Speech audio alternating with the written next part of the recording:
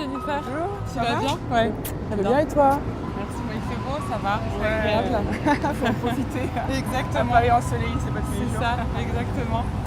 Ça fait à peine un an que je suis arrivée Oui. sur Paris. T'étais en Donc, Chine, c'est voilà, ça? exactement. Les 5 dernières années. Donc forcément, quand j'arrive sur Paris, je vais toujours découvrir des nouveaux endroits, que ce soit des bars, des musées, etc. Donc c'est une ville pleine de surprises, ça c'est sûr. Et se réapproprier aussi une culture Oui, que exactement. tu avais un peu oubliée, j'imagine. Tout à même si on fait. n'oublie pas tout. 5 ans, j'ai vécu 5 ans en Chine. Je suis pas revenue une seule fois en France. Et qu'est-ce qui t'a frappé quand tu es arrivé sur Paris, que tu as arpenté Paris de long en large tous les jours? Alors je t'avouerai que j'ai eu un petit décalage de culture. Ouais. Voilà, parce que en fait, 5 ans, la culture chinoise et française, c'est vraiment différent. Donc j'ai eu un petit choc de culture, ça c'est sûr.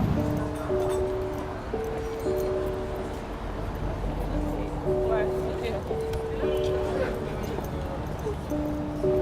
Et quand tu es revenue, Jennifer, qu'est-ce qui t'a sauté aux yeux? Qu'est-ce qui t'a marqué? C'est ce placardage publicitaire qui m'a un peu gênée.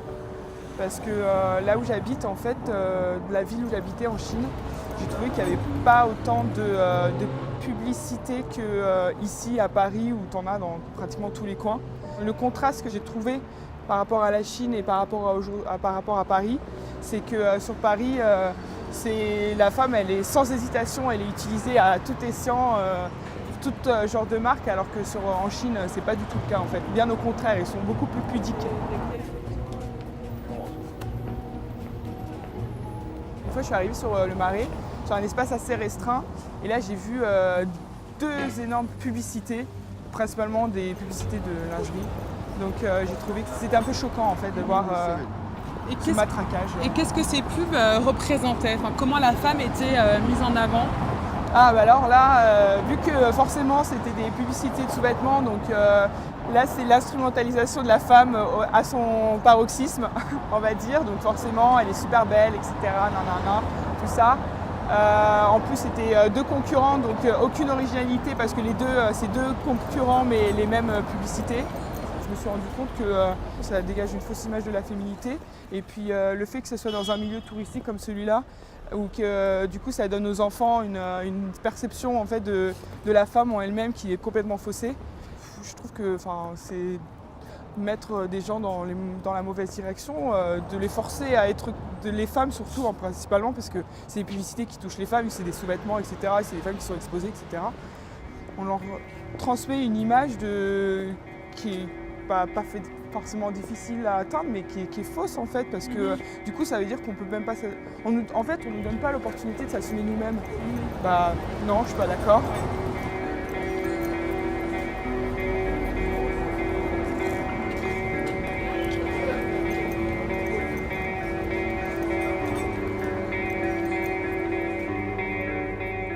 Bah tu vois, voilà, c'est ça, c'est exactement ce que je te disais. Là tu vois 2 filles, c'est même pas des femmes, c'est des jeunes filles en fait. Est-ce que pour toi il y a un côté très sexualisé des femmes et des jeunes femmes qui est dérangeant pour toi dans les publicités? Ah mais tout à fait, tout à fait. On va dire que malheureusement aujourd'hui, quand on voit une femme, la femme il faut absolument qu'elle soit parfaite. Il faut qu'elle ait un corps parfait et du coup on utilise en fait ce côté sexuel de la femme pour vendre tout et n'importe quoi, alors que c'est pas... C'est pas sa réalité? Non, pas du tout, c'est pas du tout une réalité. Je me demande en fait dans ces cas-là, comment est-ce que les femmes elles arrivent à se représenter dans ce genre de publicité? Pourquoi est-ce qu'ils utilisent de cette manière-là le corps féminin? Et qui est-ce qu'ils essayent de toucher? Enfin, comment... Je comprends pas, j'arrive pas à... On te sent profondément heurté, on a le sentiment que ça t'agresse en fait au quotidien. Ah oui, totalement. C'est normal, on est tous les jours, tu marches dans la rue, tu vois des publicités où la femme, elle est utilisée d'un mauvais escient. Et puis en plus, c'est toujours sur les mêmes critères de beauté, etc. Donc ouais, je trouve ça assez agressant. Alors Jennifer, quelle serait pour toi la pub idéale? La pub idéale, il y a différentes façons d'aborder, je pense. Pourquoi est-ce que plutôt que de mettre systématiquement des femmes qui sont hors normes dans des publicités. Pourquoi on aborderait ça avec, déjà avec des femmes de la vie de tous les jours, la vie des femmes qui sont dans la rue, qui pourraient plus s'identifier plus facilement à cette publicité. Pour toi, ce serait aussi une manière de changer l'image qu'a la société envers la femme? Oui, totalement. On va dire que la publicité, c'est un facteur qui donne une image de la femme. Donc déjà, si on commence par changer le rôle de la femme dans la publicité, je pense que déjà, ça pourrait avoir une meilleure influence sur la place de la femme dans le monde réel. Il y a un combat, c'est sur la reconquête de son corps, c'est d'éviter de s'assimiler à des personnes qui sont hors normes. Après, il y a la reconquête de l'esprit, c'est de ne pas se faire avoir par ce genre de publicité. Et puis surtout, la reconquête de l'espace public, parce que c'est forcément dans l'espace public où on se retrouve mitraillé par ce genre de publicité et qu'au final, on se rend compte que c'est pas la réalité. Donc il faut reconquérir cet espace.